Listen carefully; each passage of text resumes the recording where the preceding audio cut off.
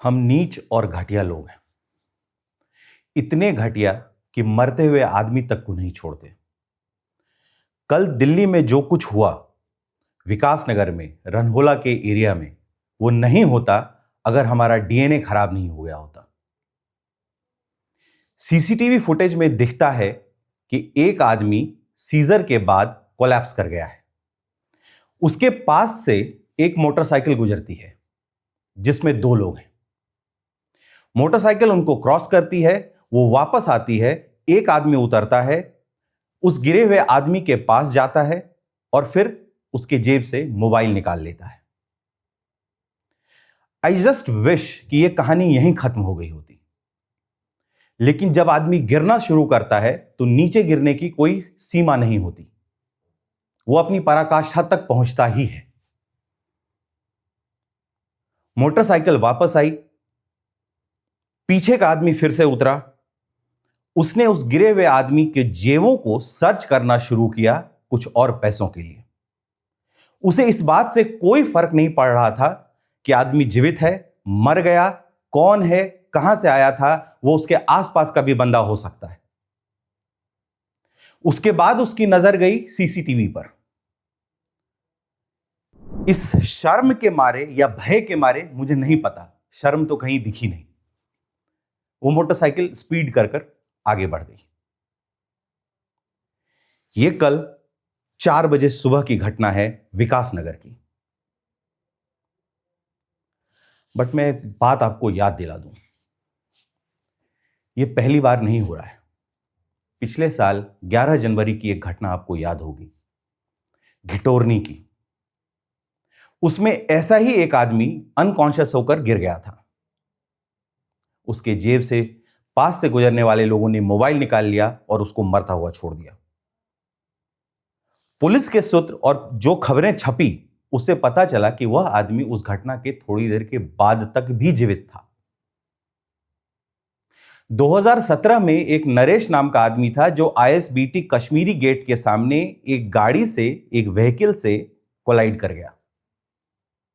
वह गिर गया, व्हीकल वाला भाग गया। एक आदमी उसको पानी पिलाने आया और बाद में पुलिस को दिए बयान में यह पता चला कि उस आदमी ने उसके जेब से 15,000 रुपए चुरा लिए। ये हम क्या बन रहे हैं? नोएडा की सोसाइटीज में आए दिन हम देखते हैं कि बच्चे खेल रहे हैं, कोई गाड़ी रिवर्स करती है, उनको टक्कर मार देती है और बिना देखे कि बच्चा जीवित है नहीं है, आपके आसपास कौन लोग हैं, आप भाग जाते हैं। कुछ ही दिनों पहले हमने वो मारपीट की घटना देखी जिसमें एक पैदल चलने वाले आदमी को पीछे से थार ने मारकर नाली में गिरा दिया। हम क्या बन रहे हैं? क्या सभ्य लोगों को दिल्ली एनसीआर छोड़ देना चाहिए? हर बार हम कहते हैं दिल्ली दिल वालों की, यह दिल है हमारा, कालेपन से भरा हुआ।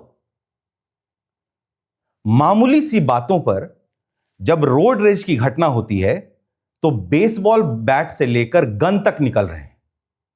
लक्ष्मी नगर में अभी कुछ ही दिन पहले घटना हुई जिसमें हमने देखा कि पड़ोसी से विवाद में बच्चे को और उसके पिता को दौड़ा दौड़ा कर सड़क पर कपड़े फाड़ कर लोग मार रहे हैं। ये किस तरह की सोसाइटी है? मैं सुरक्षित महसूस करना चाहता हूं, लेकिन यह सब देखने के बाद कैसे करूं? मेरा एक 8 साल का बेटा है।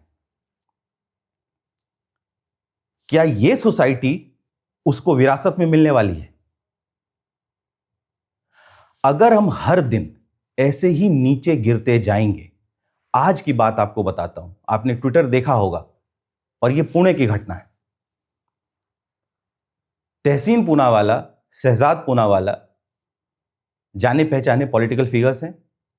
इनकी बूढ़ी मां पेट्रोल पंप पर खड़ी हैं और एक गाड़ी उनको रिवर्स में टक्कर मारकर बिना देखे कि एक बूढ़ी महिला का क्या हाल है टक्कर के बाद, वो भाग गए।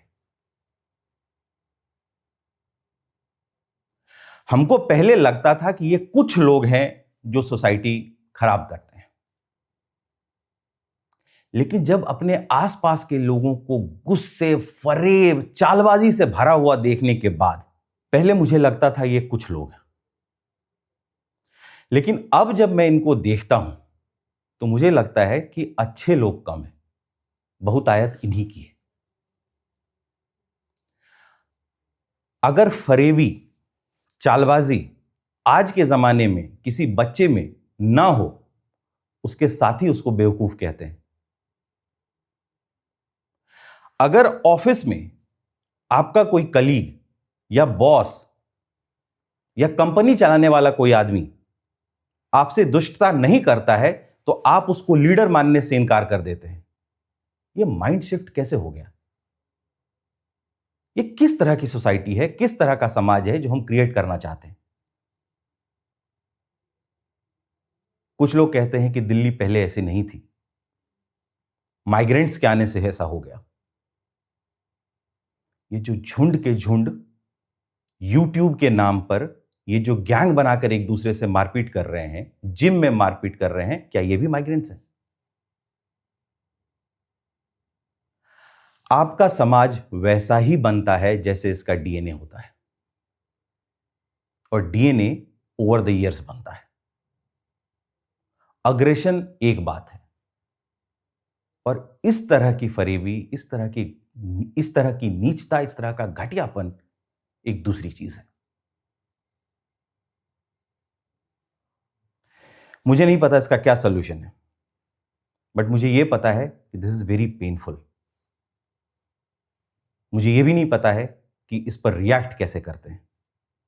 And this is not about civic sense. ये सिविक सेंस, हम जिस तरह की घटनाओं की यहां चर्चा कर रहे हैं, सिविक सेंस उससे कई गुना ज्यादा बेहतर चीज है। ये तो सिविक सेंस के दायरे में भी नहीं आती ये चीजें। फिर से मुझे नहीं पता इसका क्या सोल्यूशन है। क्या कोई कलेक्टिव थॉट प्रोसेस होना चाहिए?